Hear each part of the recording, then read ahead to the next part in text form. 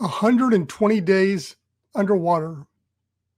Welcome to Colonize the Ocean podcast, where we discuss oceanic colonization, exploration, and education with your hosts, Adam Jewell and Brendan Traxler.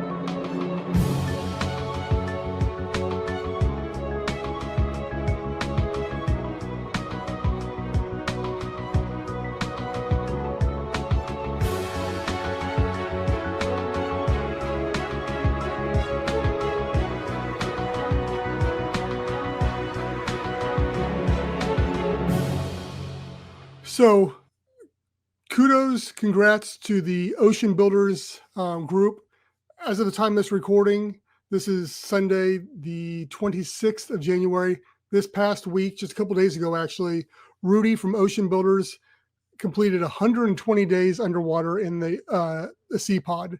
They have an underwater room in there that's under there. It's a few. I think it's like 10 meters underwater, something like that.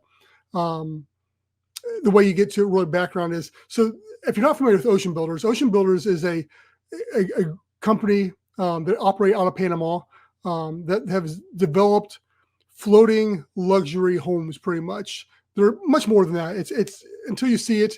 And I would definitely tell you people to look at them. They're gorgeous. There's amazing, like futuristic looking homes. They sit on this spire that comes up out of the water, and you can sit there. But then underwater, take stairs down to this room that's underwater. And it's got these big windows down there, and you can hang out and chill.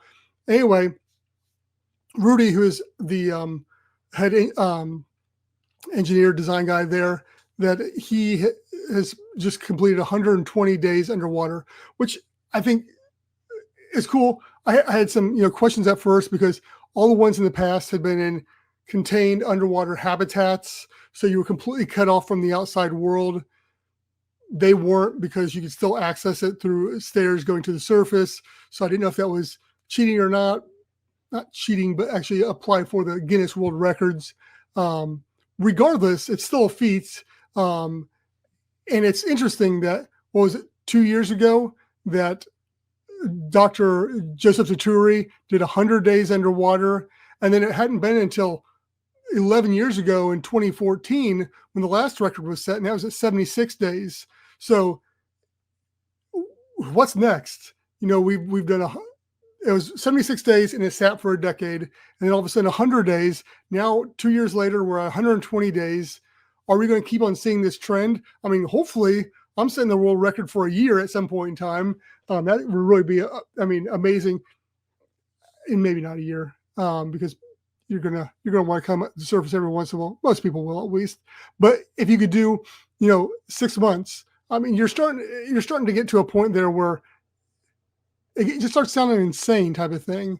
But at the same time, for an analog to space, you got to start experiencing these. What does it do psychologically? How do people react? What do you do cut off from the outside world and stuff like that for these extended periods of time? We've already got a lot of this data from what has been done with people on the space station. They're stuck there for easily 6 months at a time. They've got, supplies coming to them, people coming to them, coming and going, stuff like that. And it's a very similar experience of underwater. The difference is you're not weightless. But what's the next step? Are we starting to see this gradual, what's what I'm looking for? Draw to start breaking this record? Are we going to see somebody go back to Jules and do 130 days, or just be kind of like a jerk about it, be 121 days or whatever it is, and then somebody else going to have to go and do 100 and X, and just keep on upping one another until you have a year underwater in one of these either floating luxury houses or underwater habitat, what have you. I think it's exciting. Here at ASC, we're always about anybody pushing the boundaries technologically, with anything that deals with underwater. While you're listening to this, we've got the AI-based podcast that comes out every Friday. Right now, I'm on a series of talking about these companies, whether it's Arctide, ArcPad, Ocean Builders. Those are all in the process of coming out as we speak. We like to definitely cheer on those as well. Because again, those technologies, whether it's space, whether it's floating houses and cities and colonies and stuff like that, we can all use those for the underwater habitats as well. So while unfortunately ASC is not part of this 120-day situation, we will hope to be in some way or another part of a future Guinness World Record. Hey, maybe I need to raise some funds and get some sponsors for me to go spend, 4 months, 5 months at Jules or something along those lines. I'm not opposed. I would gladly do that if there's a sponsor out there, and we can talk about different scientific stuff like that would want to sponsor me to go spend half a year underwater. Hey, let's talk. I'm down. I've got no qualms about doing that. I think that would be fun. Just give me some internet. Just give me some. They got good pizza. I'm good to go. But no. To back to the point. This is exciting. No matter where you sit on the whole idea of whether it needs to be in an underwater enclosed habitat, or if just being in this pod underwater, if that qualifies or not, it's cool regardless. I'm glad to see it. We need more of this, because what it does is it brings eyes onto living underwater. And as I was looking up this and get some information, there are several news articles on TV, on streaming or TV, whatever, about this. So eyes are getting on this, as it did with Dr. Dituri a couple of years ago.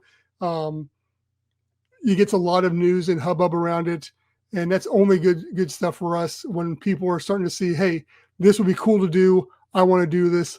Get me underwater. That's where we fall in. That's why we're doing what we're doing.